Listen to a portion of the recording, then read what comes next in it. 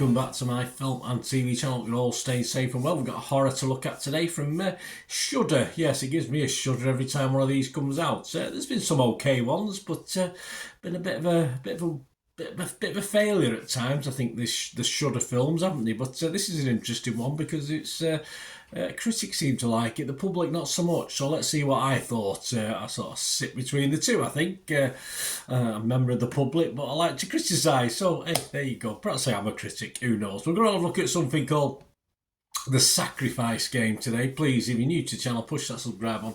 Push the bell notifications, great to have you aboard. Everything film and TV, reviews of films like this, series reviews, previews, quizzes, you name it, I try and do it. Of course, I've got a little football channel as well about my team, Manchester City, so you can kick anyone in my direction who might be interested in that. I'll be very grateful.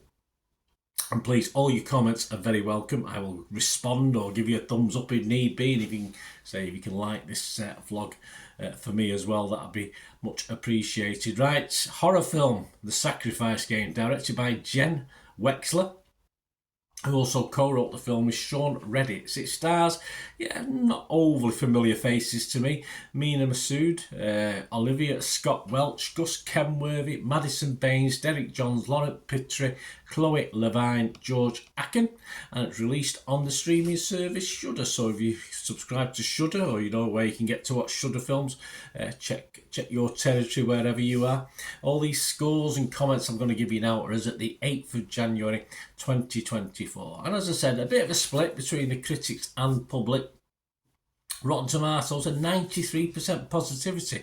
That's based on 29 critics, 7 out of 10 average, that's fine, 27 fresh and just 2 rotten, so well liked by Rotten Tomatoes. Metacritic, the other site we look at, a little bit less, although there was 5 positive, 1 mixed and 1 negative, but it's only coming out about 53%, so it was liked but not loved, if you know what I mean. So that was just 7 critics. And the public, Rotten Tomatoes audience themselves, only 2.8 out of 5, the 46% positivity, so almost halfway for everyone who liked it, more than 1 didn't. Internet Movie Database, Joe Public, 1,500 scores and reviews as I'm doing this.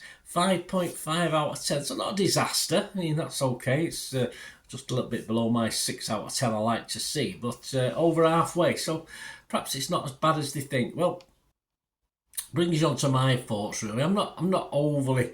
It's not overly liked by the public, as we can see, but as a horror, it does grab your attention, maybe cringe a little bit in fairness. The brutality, very early doors, with house invasions and gruesome killings, and then it sort of evolves a little bit from a basic house, church, school invasion plot to one of possession with a little bit of a twist. It doesn't make you go wow, but it's an okay touch. It's a nice touch in what seemed initially a basic, just a basic violent house possession sort of, house invasion sort of film. So it sort of gets away from that style of it.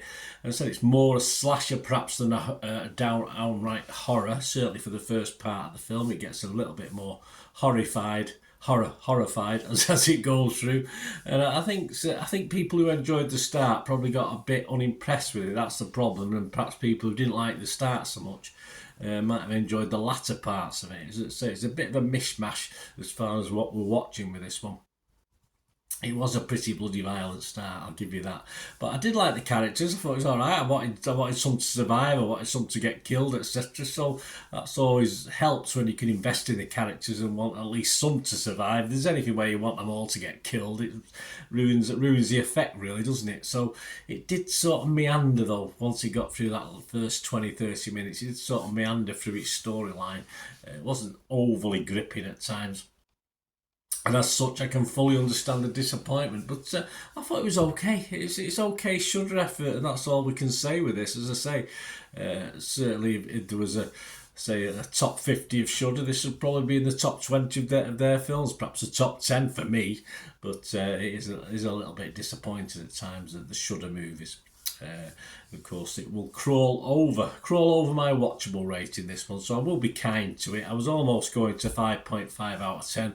But I don't want to be the same as Internet Movie Database, so I am going to be fresh on it. It was Rotten Tomatoes, because you've only got fresh and rotten. It's not rotten.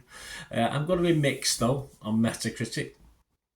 And as I said, I'm just going to give it my little watchables rating of 6 out of 10, which, as I say, I almost give it a 5.5, but based on the little twist in it and the fact, yeah, I quite enjoyed watching it overall. I'll give it a 6 out of 10. It's certainly, for me anyway, watchable. Let me know what you think, guys. Let me know what you thought of this film. Is it up there with the best Shudder, or is it down there with the worst Shudder? Let me know. It'd be great to hear from you. So we'll be it again. Last one thing, don't I? Please stay safe, everyone. Bye for now.